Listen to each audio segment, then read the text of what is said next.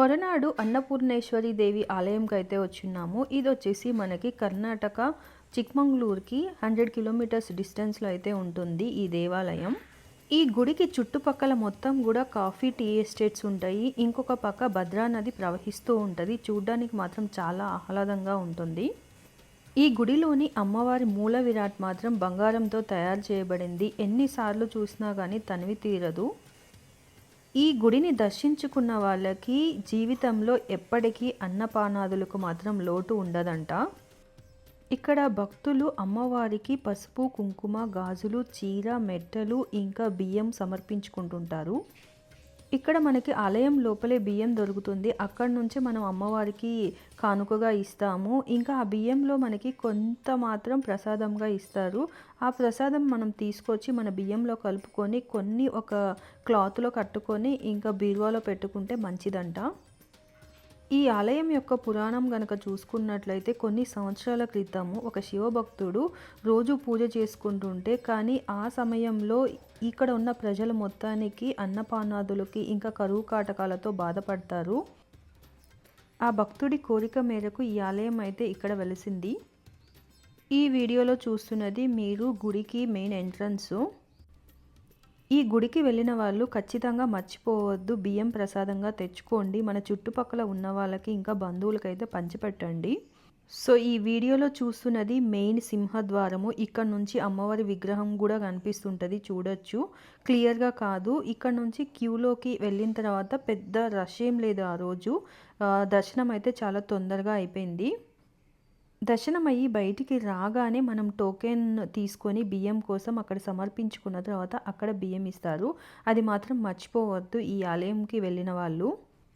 ఈ ఆలయంకి ఇంకో పురాణం ప్రకారము శివునికి శాప విముక్తి చేసిన అన్నపూర్ణేశ్వరి దేవి ఆలయం అని కూడా అంటారు. మేము మాత్రం అమ్మవారి దర్శనం ప్రశాంతంగా చేసుకున్నాము. మా దర్శనం అయిపోయేసరికి మధ్యాహ్నం అలా అయింది. తర్వాత ఇంకా అన్నప్రసాదం కోసం అయితే స్టార్ట్ అయిపోయి ఉన్నాము. ఇవే అన్నప్రసాదం కోసం క్యూ లైన్స్. ఈ గుడికి కనుచూపు మేరలో ఎక్కడ ఇల్లులు కానీ మనుషులు కానీ ఏమి కనిపించరు. గుడి చుట్టూ మొత్తం కూడా కాఫీ తోటలు, టీ తోటలు, ఇంకా ఒక పక్క నది పైనుంచి చూడవచ్చు. ఇది ఫస్ట్ ఫ్లోర్లో అయితే ఉంది. ఈ అన్నప్రసాదం కోసం వచ్చాము. నాకెప్పుడు ఒకటి అనిపిస్తుంటుంది, ఇంట్లో నలుగురు మనుషులు ఉంటేనే కొంచెం ఎక్కువ తక్కువ అవుతుంటుంది. కానీ ఇలాంటి ఆలయాల్లో ఇంతమందికి ఎంతమంది వస్తారు అనేది లెక్క తెలియకుండా ఏ రోజు ఎప్పుడు కూడా అన్నప్రసాదాలు పెడుతూనే ఉంటారు. ఈ గుడి ఇక్కడ వెలిసిన తర్వాత ఈ హొరనాడులోని ప్రజలకు ఎప్పుడూ కూడా అన్నపానాదులకు లోటు లేదంట. దర్శనము ఇంకా అన్నప్రసాదం అయిపోయిన తర్వాత ఇలా బయటకు వచ్చాము. ఈ గుడి కంటే ముందు మేము శృంగేరి నుంచి కలశేశ్వర స్వామి టెంపుల్, అక్కడ నుంచి 7 కిలోమీటర్స్ అయితే ఉంటుంది. ఇక్కడికి వచ్చిన వాళ్ళు ఖచ్చితంగా ఆ రెండింటిని కూడా విజిట్ చేయండి. ఈ గుడి చుట్టూ ఎక్కడ చూసినా కానీ గ్రీనరీనే, చాలా క్లీన్గా ఉంది, ప్రశాంతంగా ఉంది. మొత్తానికి మేము ఈ కర్ణాటక ట్రిప్‌లో తుంగా నది, భద్రా నది 2 కూడా చూసాము. మామూలుగా అయితే మనము తుంగభద్ర నది అంటాం గదా! సో ఈ ఆలయానికి మనకి పక్కనే భద్రా నది ప్రవహిస్తుంది. అది కూడా చూడవచ్చు వీడియోలో. వీడియో చూసిన తర్వాత ఈ గుడికి ఎలా రావాలని అడుగుతుంటారు.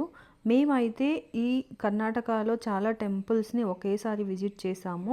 శృంగేరి వచ్చిన తర్వాత ఆల్మోస్ట్ 70 కిలోమీటర్స్ అయితే ఉంటుంది. చిక్మంగళూరు నుంచి 100 కిలోమీటర్స్ అయితే ఉంటుంది.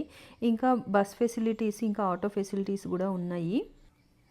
ఈ గుడికి దగ్గరలోనే భద్రా నది కూడా అని చెప్పాను కదా! గుడి నుంచి కొంచెం బయటికి రాగానే మనము ఈ భద్రా నదిని కూడా చూసేయొచ్చు. వీడియో చివరి వరకు చూసినందుకు థ్యాంక్ యూ సో మచ్. మంచి వీడియోతో మళ్ళీ కలుస్తాను.